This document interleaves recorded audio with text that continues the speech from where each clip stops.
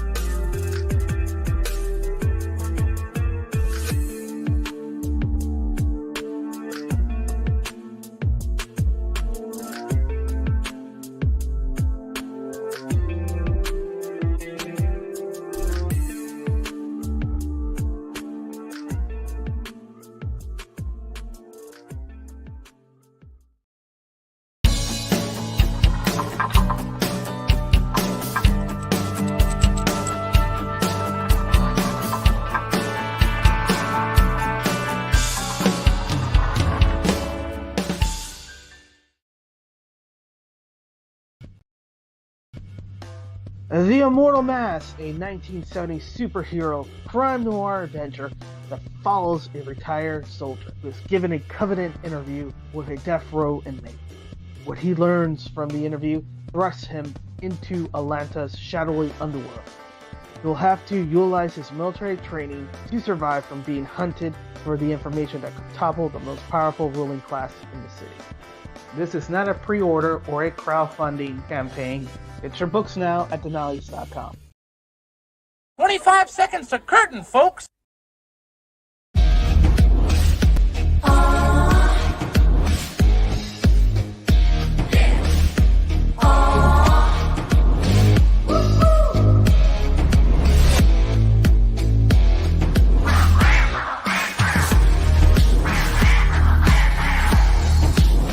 Your favorite podcast is Critical Blast.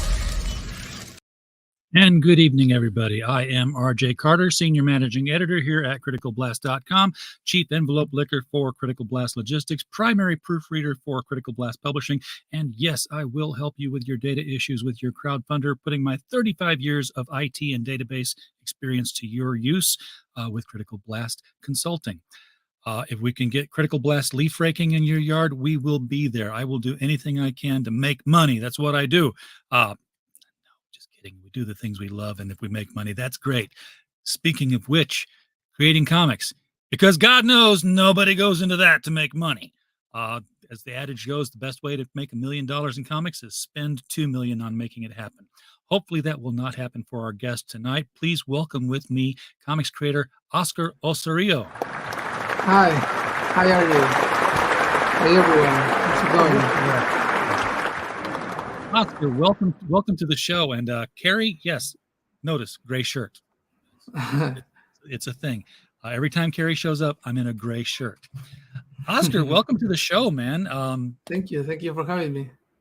Glad to do it. Now, you do not have a Kickstarter, and you do not have an Indiegogo. You have a Zoop.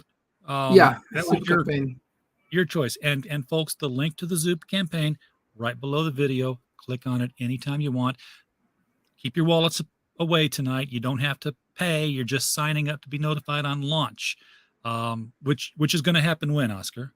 Yeah, it's happening this week. I think it's the great days tomorrow. So still sign up so you get the early bird discounts and everything. First. Yes. Yeah. Get the good stuff. So Oscar, why are you creating comics? I mean, we just came out of a hashtag. Yeah. that comics broke me. And it was a bunch of sad stories about how, I went to create comics and I failed. It was a lot of failure stories. Why are you driven to do it? I think that I've been reading comics for a while. So it's been like 10 years. And I've slowly fallen in love with comics and with the fun in comics and the characters. I started writing opinion, articles, reviews, and everything. And it slowly, I came to a realization that this was my passion and I wanted to do it. And I knew that I was going to become a comic book writer, and I had this opportunity at the end of last year to quit my job and chase this dream. So I'm there. I'm trying to do my best and live off my passion. Okay, you're all in on this one.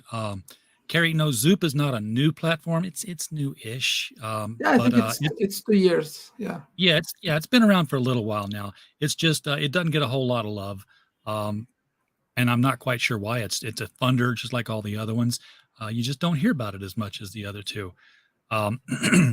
So wow, you actually quit your job to write on the comic full time. Yeah, I wanted to, because when I was in my job, I worked at corporate for 5 years, and I really felt like I was burned out, that I didn't want to write. I was in this mood that I knew that I wanted to write comic books, but after the day ended, I was tired, and I didn't. And then I came to this idea that I needed to leave all that behind and just focus on making comics, at least for a while, so I can put my full attention and full commitment into it and see if I can do it. Because if I put all my time and all my effort and I can get something going, that's great. But if it doesn't work out, then I know that I need to take another route. So I wanted to do this, like completely put all my attention into it and see what happens. It's interesting how you talked about falling in love with comics from starting reading 10 years ago.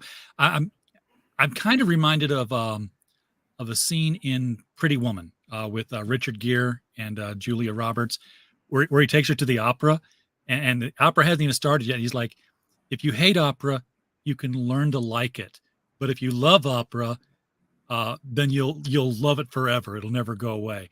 And that's how it is with I think a lot of comics creators. They fall in love with it, and even as much as we see it, breaking people or not being successful or becoming an industry that we're not familiar with anymore, we all still love the comics. We're not going anywhere.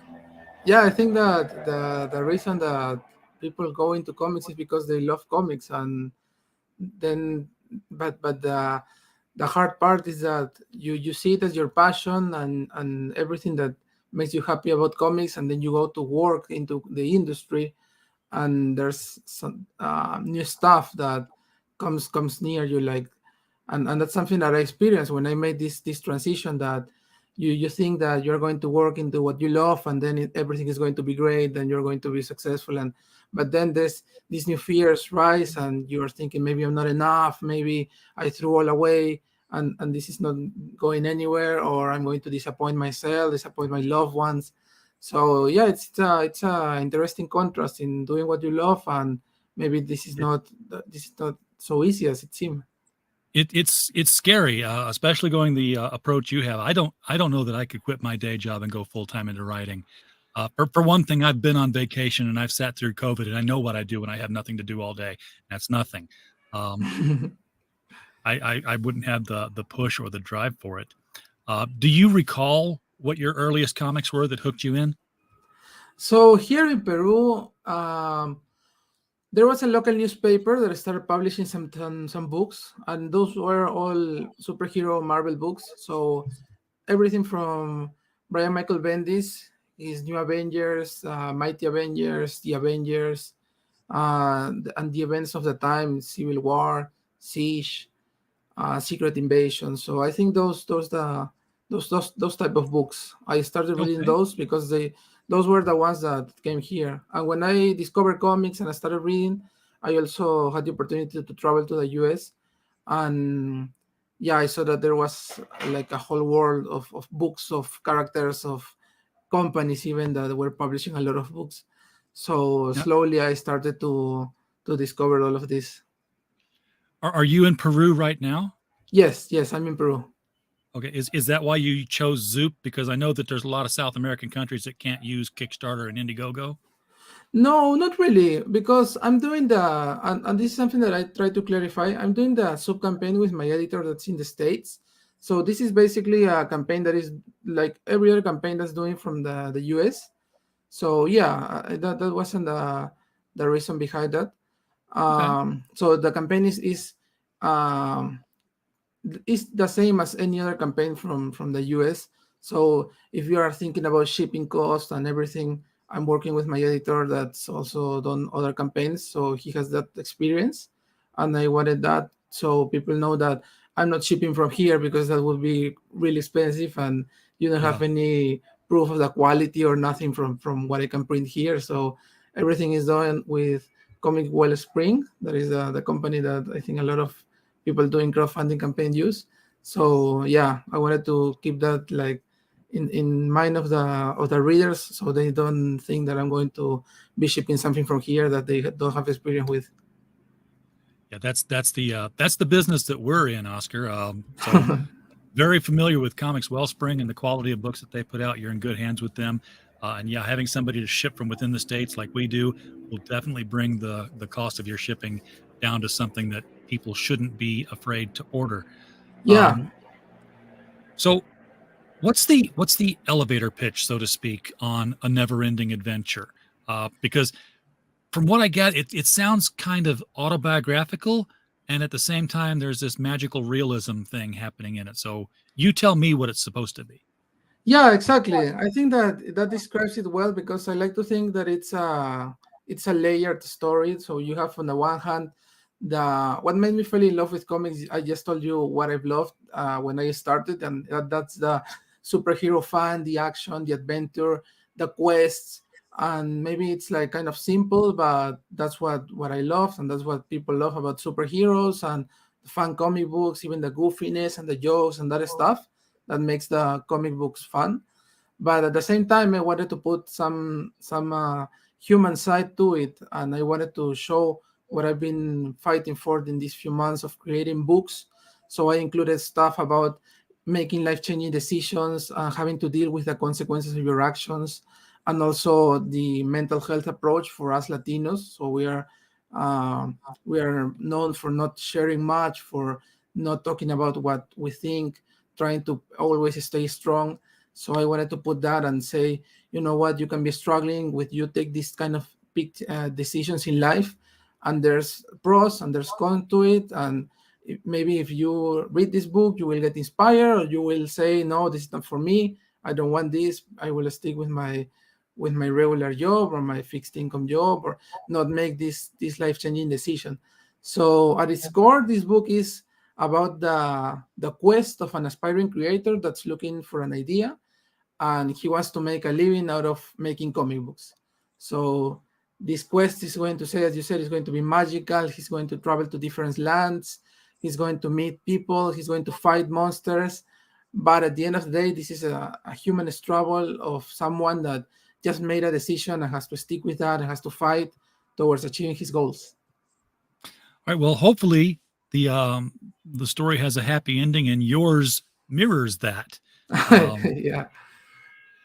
Yeah, I think that this story is very personal for me. I think that it was a good story for me to make my debut in the comic book industry, for the readers to know, because it has my writing style, my identity all over it, and I wanted to share that to people, to see that I'm here, I want to create, and this is what I can create. We have more people out here in the chat. Mike Walters has popped in to share and say hi, and we appreciate that. No, this is not Mr. Yanafui. Mr. Yanafui is from Chile. Mike, you racist, you. Stop that. They're not all the same place. I'm teasing. But do pop in at the top of the hour over at Mike's channel, the Mike Stand, for the nightly niche news broadcast. You want to catch that. Devil Flyers popped in. He's out there in the chat as well. Good to see you, my friend. So we got a hop and chat out here. So have you written anything? I know this is your first comic. Have you written anything before that's been published? I mean, what's your pedigree on this kind of thing? Yeah, well, I wrote a short story. It was a 5-page short story that I self-published last year to promote my Substack page. And I'm writing for the Fractured Realms anthology from this publisher in Ireland. I think it's Limit Break Comics. Okay. We're doing this anthology of horror, but in a Norse mythology they were doing. So I've got a story in that book. But yeah, other than that, this is my first work. But I think that I've getting a lot of experience in the past few years writing for pages and Twitter and reviews and articles. So yeah, I think that I've getting to know people in the industry, talk to creators. I've attended a lot of conventions, and I've tried to go to panels where I can learn how to write, learn the craft. I've been in Scott Snyder's class. So I'm trying to get all of this knowledge as easy as it can get, but also use all of this experience that I have. I think that everyone has a story to share. So I try to study the grades and then put it in the script, and that's it. And I'm eager to have this book out because I want to see if people resonate with my style, and yeah, hopefully that they like it and I'm in the right direction. But I've also been working with my editor. That's why I hired an editor to help me with that. And I've also been talking with Scott about my scripts, about my craft, about how to get better. So I think that's helped me do all of this. And you're working with 4 different artists, which that's a big art team for one single story. Is this? Yeah. Are they handling like different chapters, or so that there's a transition between style, or are they just all working together on the same story? Yeah. So my idea was that because this guy is struggling with mental health, he's struggling with what he thinks it's ADHD. He gets these thoughts and he disperses, and it's something that I've also experienced in my daily life. Like I'm talking about something and then I get distracted by another thing, and I start going that way, and then I go to another thought and start talking about different stuff and maybe get people confused. But I wanted to put this in the page, so as Mark, the protagonist, get these random thoughts. Probably he gets like a notification, he gets a message, someone calls him or something happens, and then he gets distracted and starts talking about something completely different than what he was talking in the first place. And I had this idea of having different artists do these side stories. So he's going to be talking about something, and then he gets a message from his girlfriend, and now he's going to tell you about his girlfriend because he starts thinking about that, and he's going to tell you this story. And then the art changes. He's on a different thought. He's dispersed. He's distracted, and now he's telling a different story that had nothing to do with what he was talking about in the first place. And that happens a couple of times in the story. So I wanted to change the art style so that this is a different thought, this is a different story, but at the same time it's the same person, because it's something that it has happened to me, and I've seen that in people that I know that struggle with mental dispersion. So I thought it was a fun way to put different art styles in the same book and have it be the same story, because even though the thoughts that he gets are different and are its own stuff, it's like a side story, they are all related to him, because there's a reason he's thinking about this stuff. There's a reason he gets distracted, and that will pay off in the development of the story. So I like how that's communicated artistically in the representation of the writer there, because you can tell it's one writer, but the panels that make him up are all different ideas competing at the same time to make him up as a single being. It's a very, very clever method of making that happen. How did you communicate? First of all, how did you find all your writers? Because you've got Terry Suska in Italy. Mary Landro in Canada, Amalis Rosa in Germany, and Vinicius Carrera in Brazil. I mean, this is the global guardians of a comic book. Wow. Yeah, we got the full international roster for this book. Well, first I created the script with these stories in mind, and I had these different ideas of what each story would be. So then I started searching for artists that fit in the tone of these stories. So we have a medieval story that it's an allegory for immigration. We have a fantastic world and we show like a dark fantasy stuff. And then there's another side story where the character goes to his own past, and it's something more human, more grounded. So I searched for artists that had these qualities, and I found this great team.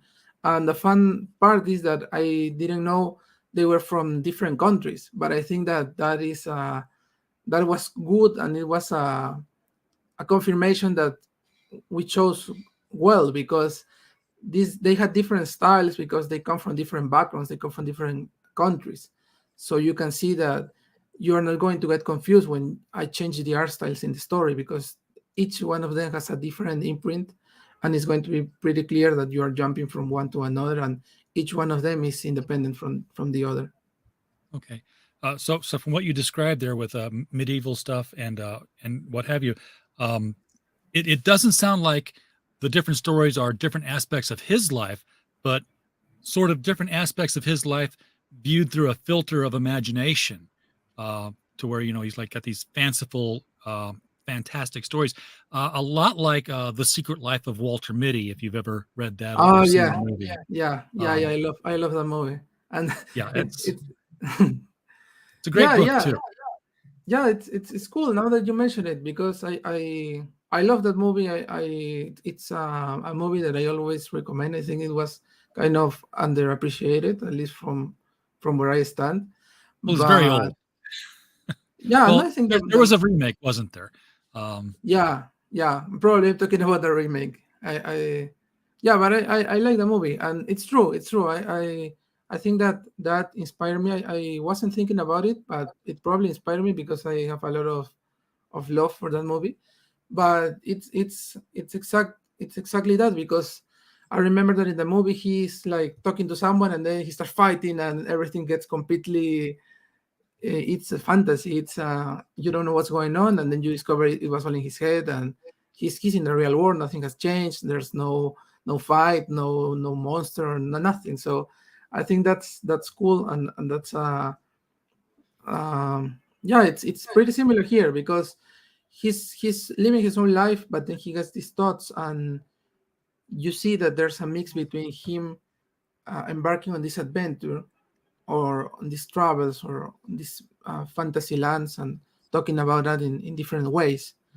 But at the end of the day, this is a human story. This is someone that just made a big decision, and now he's dealing with that in its own way, and his own way is that he's behaving as someone that loves books, and loves comic books, and loves fantasy and monsters and adventure and fights. So he's putting all of that into his thoughts. Okay. Well, Oscar, do you have any artwork that you can share with us to show us how these 4 different artists draw? And while you're sharing that screen, I will just encourage our viewers to once again click the Zoop link. You'll get the page that I'm showing right here. Notice there's no purchase button on here. It's just asking for your email address, and then you can just click on it, and you'll be notified tomorrow when the thing launches. And as the campaign progresses, you'll get little notes and reminders, so that you can go in and check it out in depth. And now we've got some art to show here. There is the cover. I love that idea. The man broken into panels. Yeah. I think that this was a cool idea by Vinicius. He's the artist of what we can call the main story, like Mark's main story.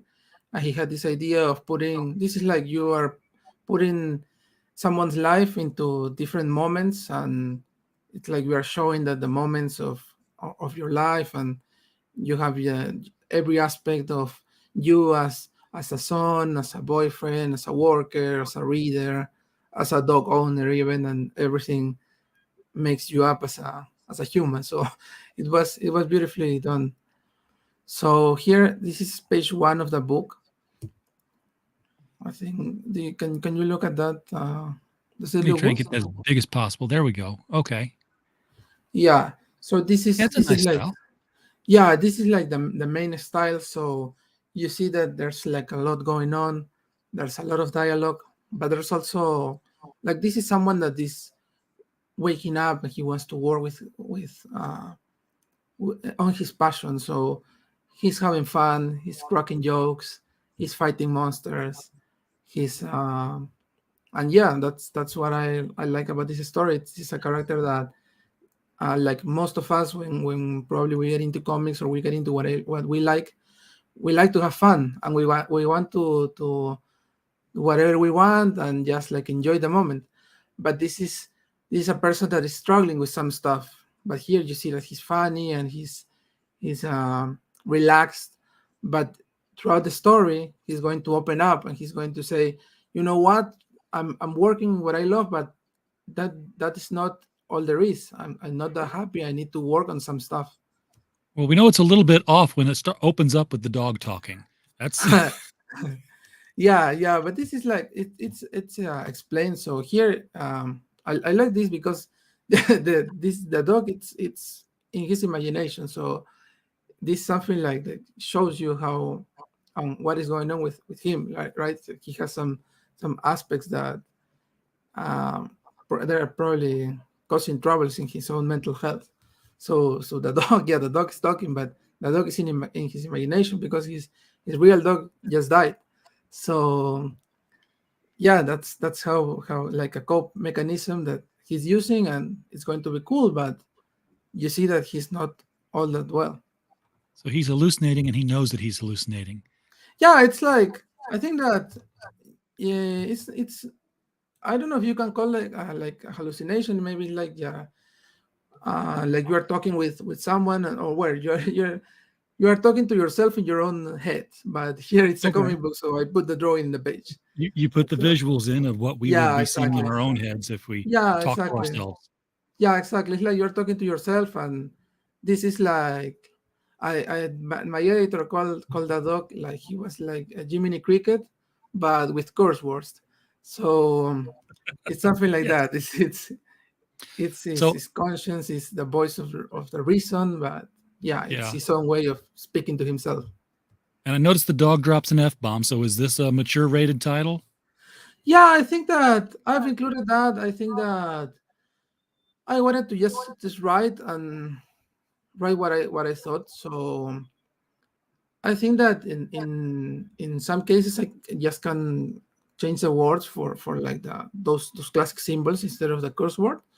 But I wanted to put everything that I wanted in the page, and I think that because of the themes, because this book is like it's fun and it's everything, but it also has some more mature themes. At least it's like for young adults, because I don't think that children will enjoy much of someone that is talking about his job and making this move and making money. So I think even though it's like a fun style and everything, I was aiming for at least a young adult, maybe someone that is looking to get into the corporate world, or maybe looking for what they're going to do for the rest of their lives. And here it's like, oh, you want to get into your passion? Yeah, you can do that, but maybe you will struggle. That's not like an insurance that if you work in what you love, you're going to be great at it and everything is going to be cool because you're doing what you love.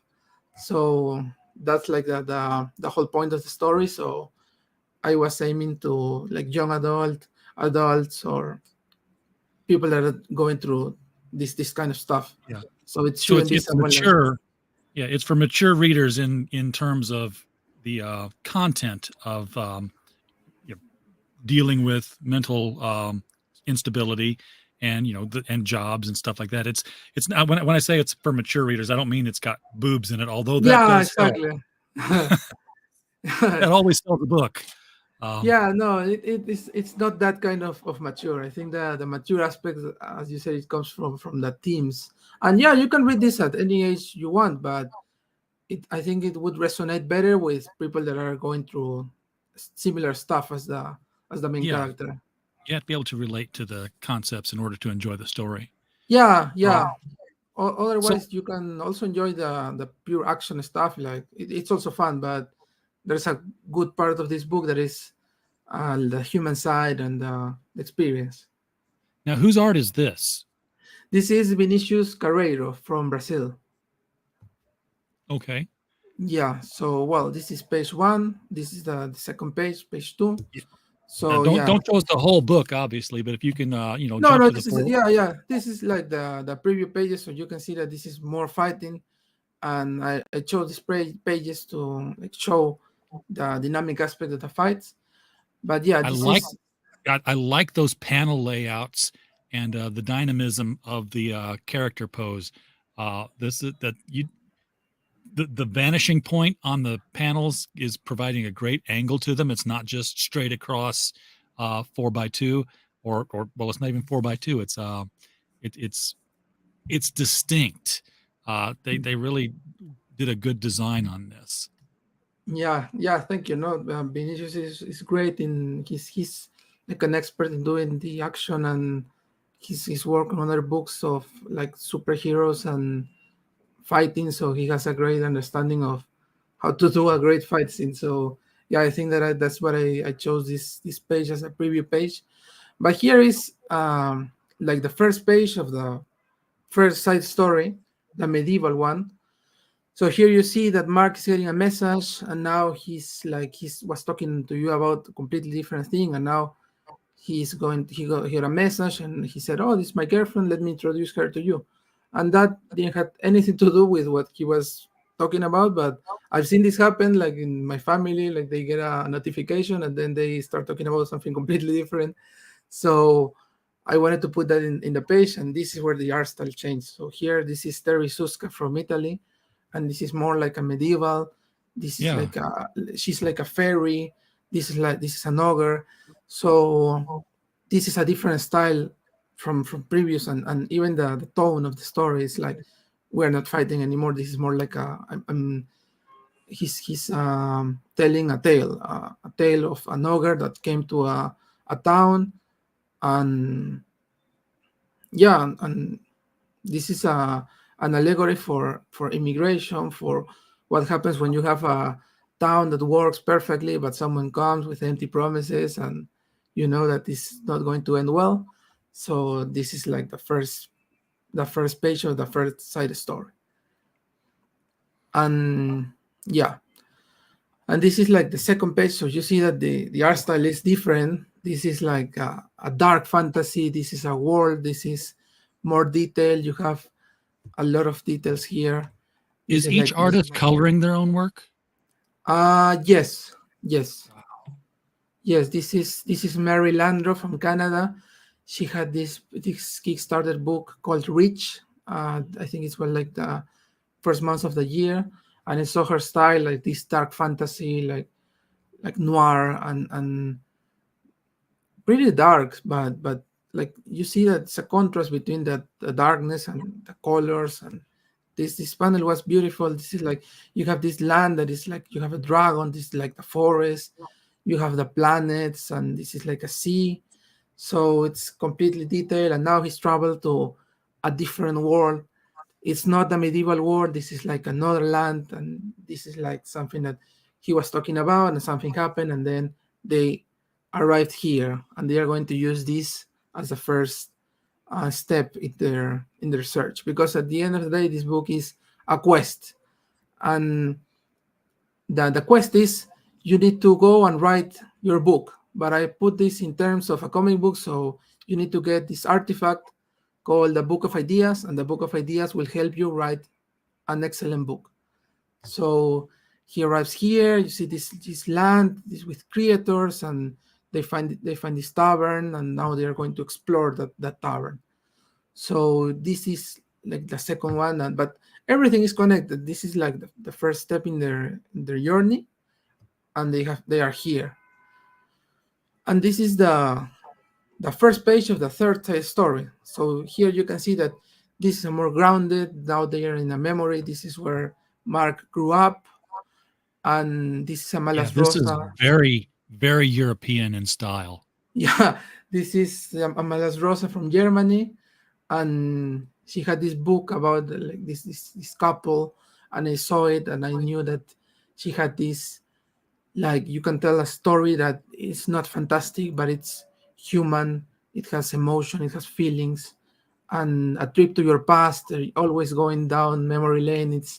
It's emotional for someone. So this is like, I wanted to convey that with this style.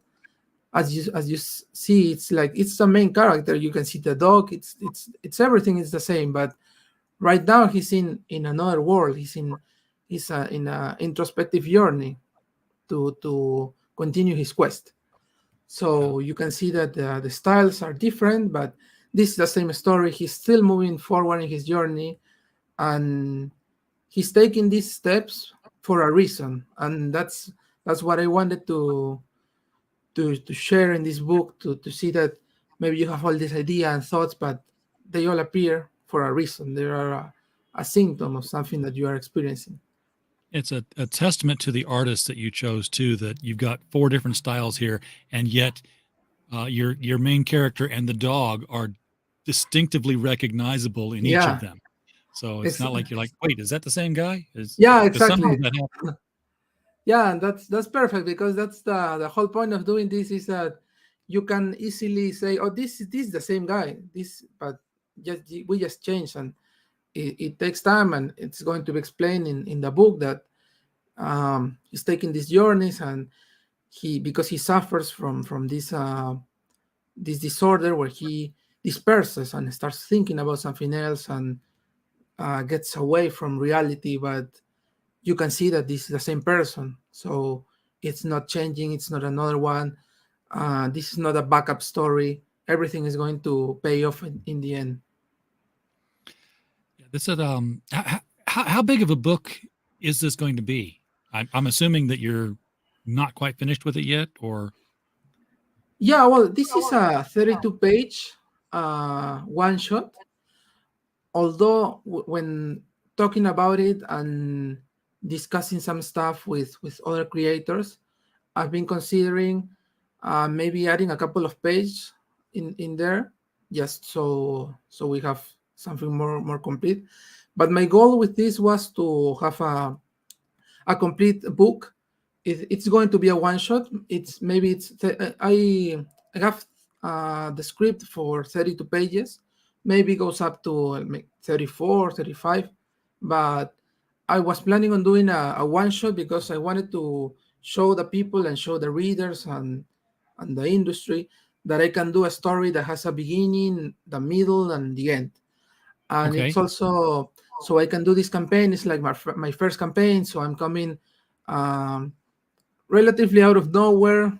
I'm building an audience. I'm building a following, and I want to ensure that they are going to be they are going to get a full story, a complete story. They are not going to wait like 6 months for issue 2 or a year or maybe because they don't know me yet. They can think, oh, you're going to put issue 1, then you're going to leave this book and so I'm not backing because of that. So here it's like, you get this book, you are going to get a completed story, and this is going to be like this journey.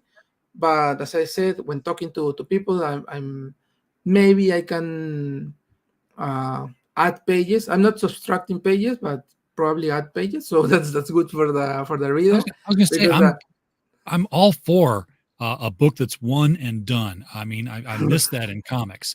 But I'll be honest with you, I thought from the story you were laying out here for us that this was going to be a 68 to 120 page book. Yeah, like, this is going to go deep, but you're going to pull it off in 32 pages, which is basically 10 pages per each side story, and a couple of wrap up pages frameworked around it. So that's plenty of pages for each of those if you think about it. If you know how to write comics, folks. Yeah, because the side story are not going to take all the pages, because there's also a main story to tell, because he's chasing something. So I wanted to use these side stories as a complement, but there's also a main story that's happening. And yeah, I think that this is a story of a character that's growing. So I wanted to do this as a one shot, and I will do it as a one shot. So we get a finished book, and the campaign goes well, and people can read the book, and it's over, and you have a complete story. But also, as I've been pitching the book and showing the book, I get these comments of people saying that they were also thinking that this was going to be longer. And I think that because it's comics, you always have space to like create a sequel or something like that. But this was intended to be a one shot. So, and I'm excited, and I'm determined to show that I can tell a story that begins and ends. So there's nothing more that I want than to show this one shot as it is, because I want to show that I can do a story that has an ending. I think that's really important. I think that there's a lot of stories that are like ongoing and they go for years and then the ending doesn't land. Yeah. And we can't even watch television anymore because we can't get a half-hour single story at an episode. It's all got to be binge the whole season. Yeah. Take up an entire yeah, everything is we're setting up for next season. We're setting up for 2 years, 3 years. So I'm also tired of that. And maybe when there's like a big company or a big creator behind that, you can trust them and know that they are going to stay working on that for the next 5 years. But at least for me and from my own perspective, as I see someone that's breaking in and is coming to store and he says, I'm going to do 40 issues of this book, I'm not going to trust that. And probably if it goes all on crowdfunding, it's going to take a long time. So I wanted to start doing this one shot, and I'm going to put all of me into that. This is like my presentation letter as a creator. So if you like this book, if you like that, what I can do, it will be you will probably like my future work. So I think that this was my idea doing it, and it's going to be a finished book. I'm excited to be that way. And as I said earlier, I want people I want to hear feedback, because I haven't done anything past my short story. Then it was something like promotional, so it wasn't for pure entertainment. So here it's something like it's a comic book, it's fun. Probably you will learn something about it, or at least feel inspired or feel something. And I want to hear that. And if you don't, I also want to hear what do you think can get better, what you thought maybe you were expecting something and you didn't get it, because that happens. And I think that it's cool for creators like me that we're starting to hear a lot about the audience. So I'm excited for that.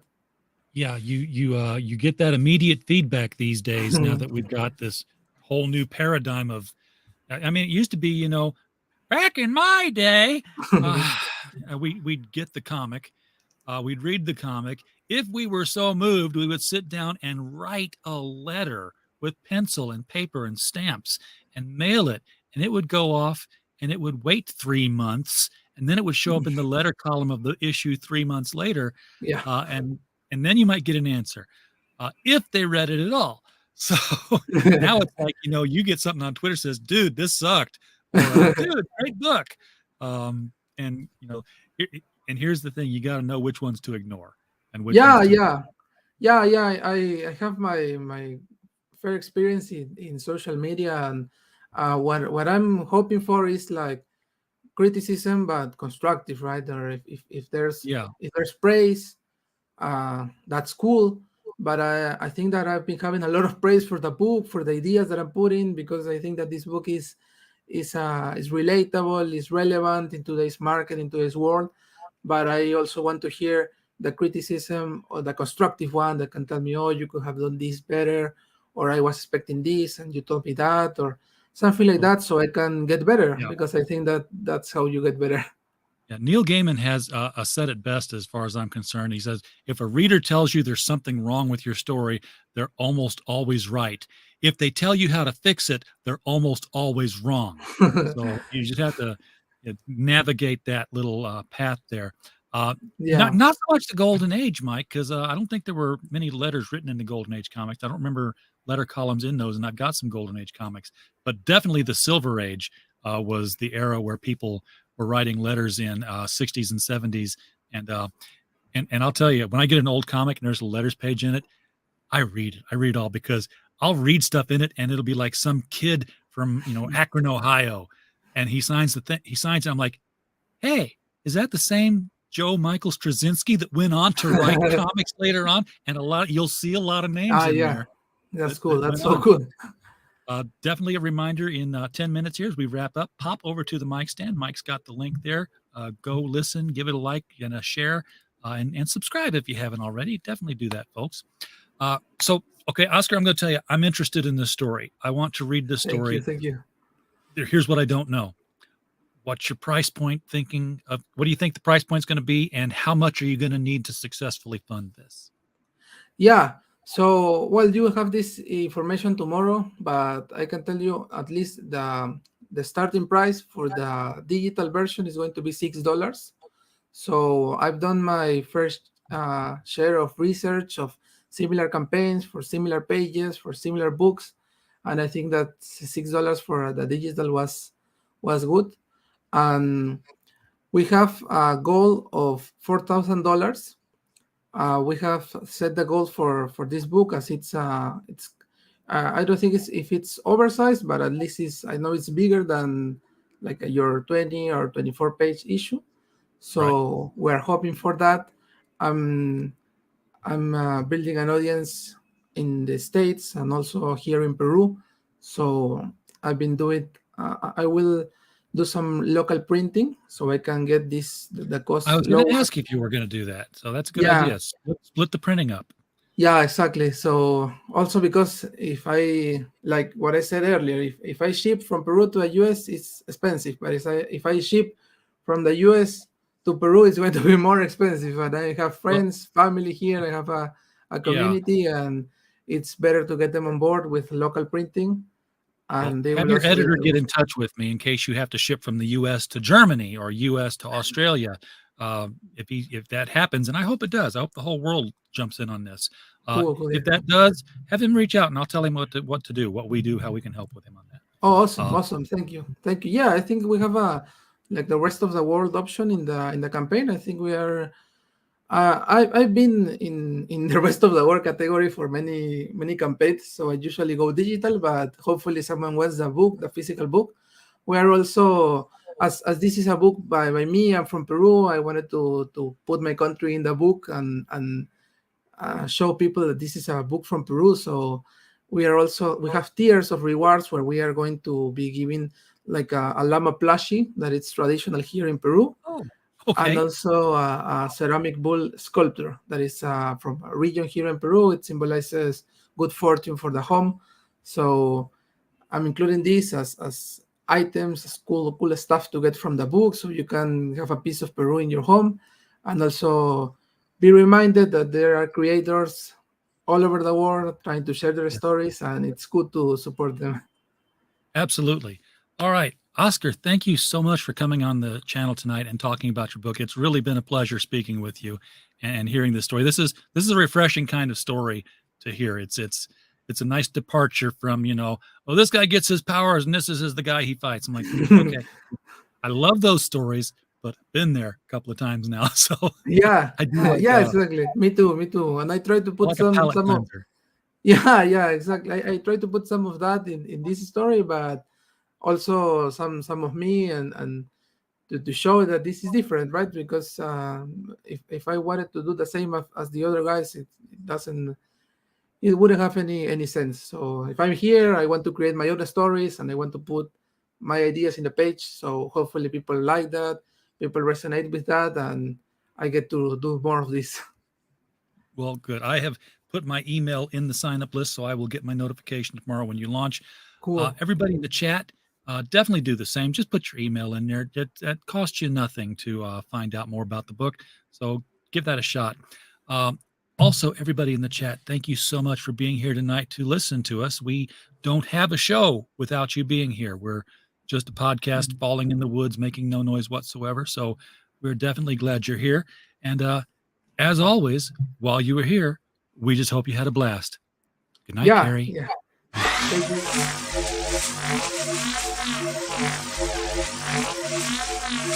you.